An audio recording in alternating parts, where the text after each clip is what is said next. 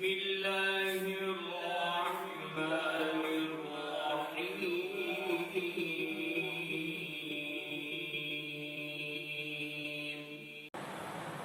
الحمد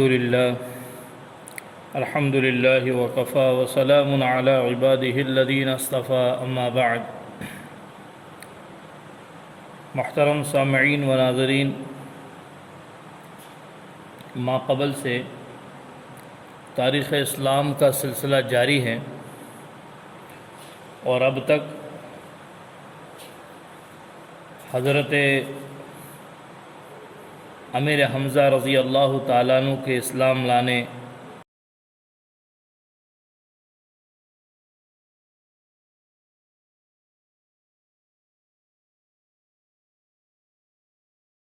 اسی طرح حضرت عمر فاروق رضی اللہ تعالیٰ عنہ کے اسلام لانے، پھر کفار مکہ اور مشرکین مکہ کا قطع موالات کرنا، اس کو ذکر کیا کہ شیب ابی طالب میں نبی کریم صلی اللہ علیہ وسلم اور ان کے صحابہ کو رضوان اللہ تعالی علیہ اجمعین 3 سال کا عرصہ شیب ابی طالب میں گزارنا پڑا۔ پھر اس کے بعد عام الحزن یعنی نبوت کا 10واں سال، جس میں حضرت خدیجہ رضی اللہ تعالی عنہ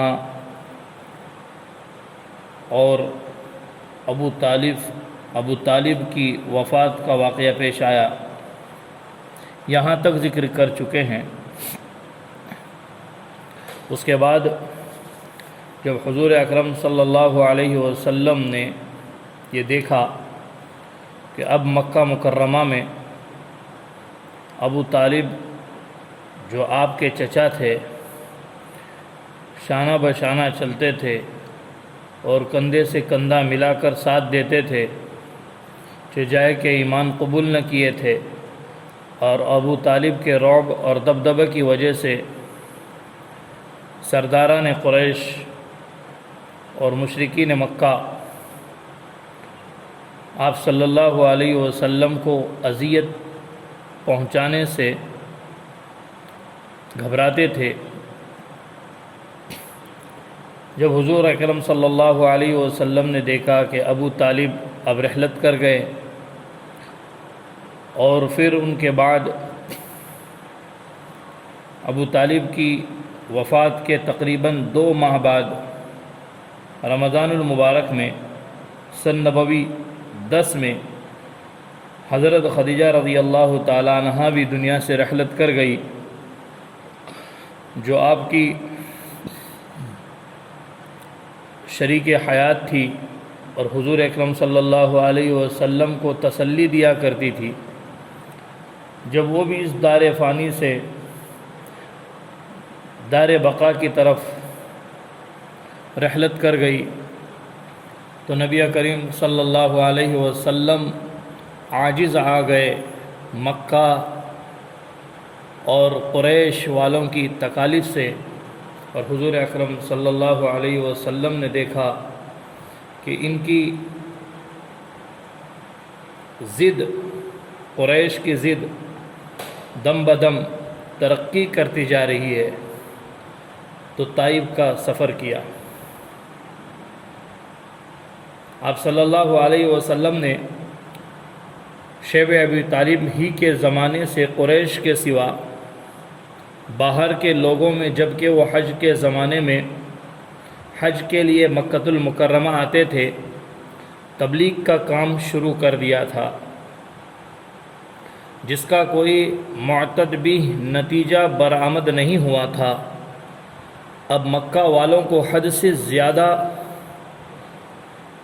سخت اسلام سے متنفر دیکھ کر آپ صلی اللہ علیہ وسلم نے ارادہ کیا تھا کہ طائف والوں کو دعوت اسلام دے۔ طائف مکہ سے 3 منزل یعنی 60 میل کے فاصلے پر مکہ ہی کے برابر بڑا شہر تھا۔ وہاں ثقیف آباد تھے، جو لات کی پرستش کرتے تھے وہاں لات کا مندر تھا اور سارا شہر اسی مندر کا پجاری تھا۔ سن نبوی 10 شوال کے مہینے میں حضرت خدیجہ رضی اللہ تعالی عنہا کی وفات کے 1 ماہ بعد آپ صلی اللہ علیہ وسلم زید بن حارث رضی اللہ تعالی عنہ کو اپنے ہمراہ لے کر پیدل طائف میں پہنچے۔ وہاں پہنچنے سے پہلے راستے میں اول آپ صلی اللہ علیہ وسلم قبیلے بنی بکر میں تشریف لے گئے۔ جب ان کو بھی مکہ والوں کا ساتھی اور ہم خیال پایا تو قوم قحطان کے پاس گئے۔ ان کو بھی سنگ دلی میں قریش کے ہمسر پایا تو طائف میں پہنچے۔ طائف میں داخل ہو کر اول آپ صلی اللہ علیہ وسلم وہاں کے رؤساء سے ملے۔ طائف کے سرداروں میں عبد یالیل بن عمر بن عمیر اور اس کے دونوں بھائی مسعود و حبیب سب سے زیادہ بااثر اور بنو ثقیف کے رئیس سمجھے جاتے تھے۔ آپ صلی اللہ علیہ وسلم تینوں سے ملے اور اسلام کی طرف دعوت دی۔ یہ بڑے مغرور اور متکبر تھے۔ ان میں سے ایک نے کہا کہ اگر تجھ کو اللہ اپنا رسول بناتا تو یوں ہی پیدل جوتیاں چٹکھاتا پھرتا۔ دوسرے نے کہا کہ اللہ کو کوئی اور آدمی نہ ملا جو تجھ کو رسول بنایا؟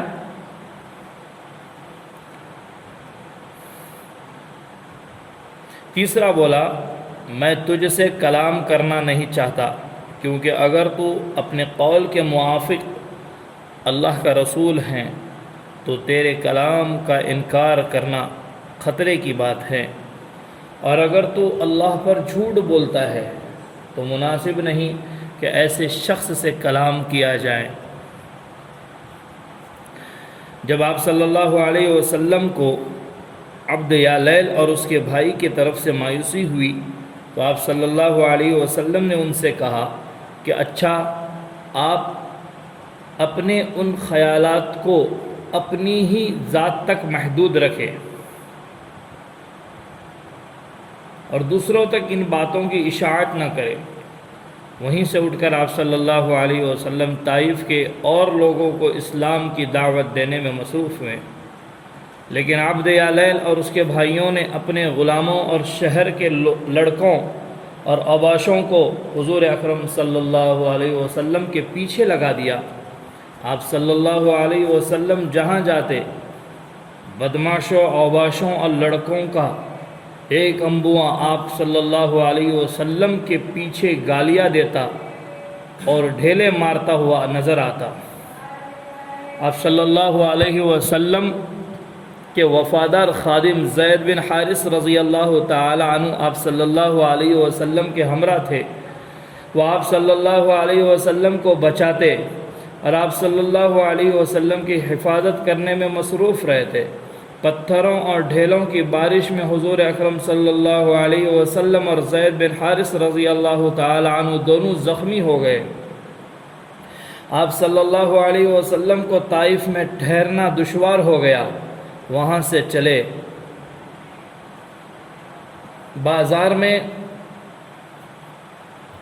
طائف کے اوباش لڑکوں کا ہجوم گالیاں دیتا اور پتھر برساتا ہوا آپ صلی اللہ علیہ وسلم کے ساتھ ساتھ تھا، یہاں تک کہ آپ صلی اللہ علیہ وسلم طائف سے باہر نکل آئے، مگر بدماشوں کے ہجوم نے آپ صلی اللہ علیہ وسلم کا پیچھا نہ چھوڑا۔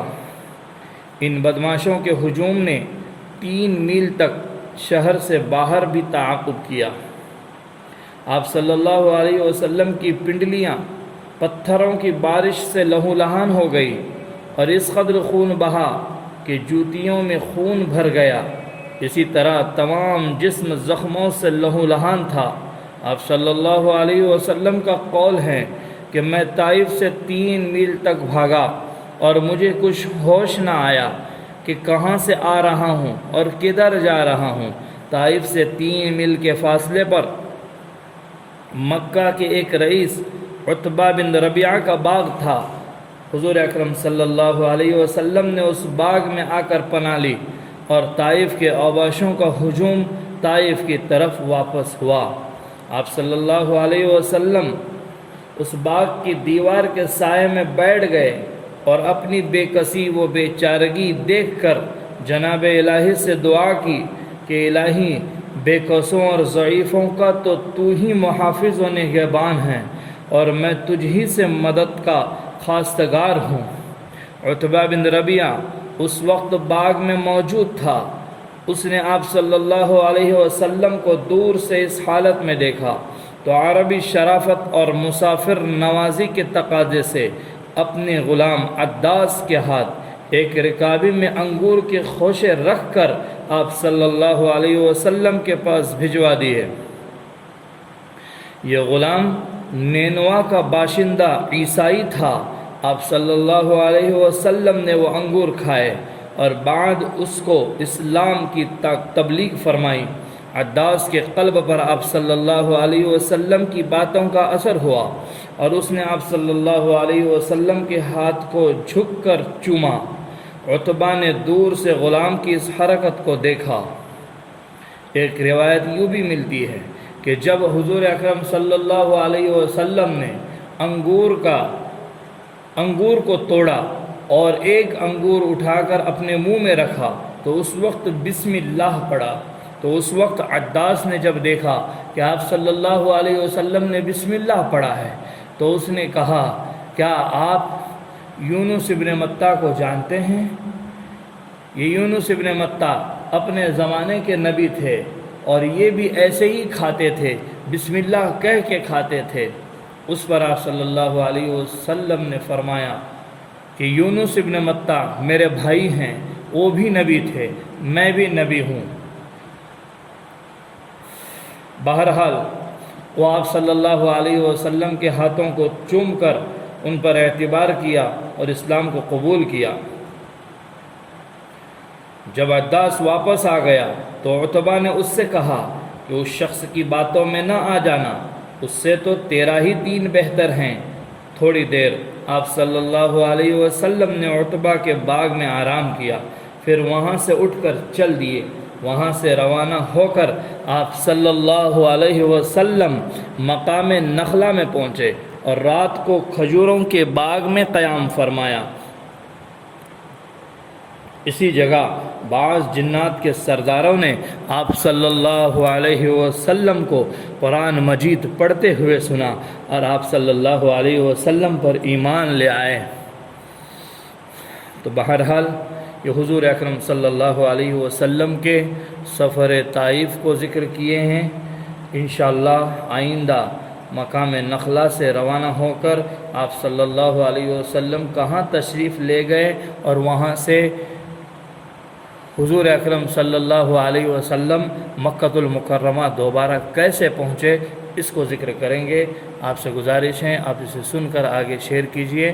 جزاکم اللہ خیرا و احسن الجزا۔ السلام علیکم ورحمۃ اللہ وبرکاتہ۔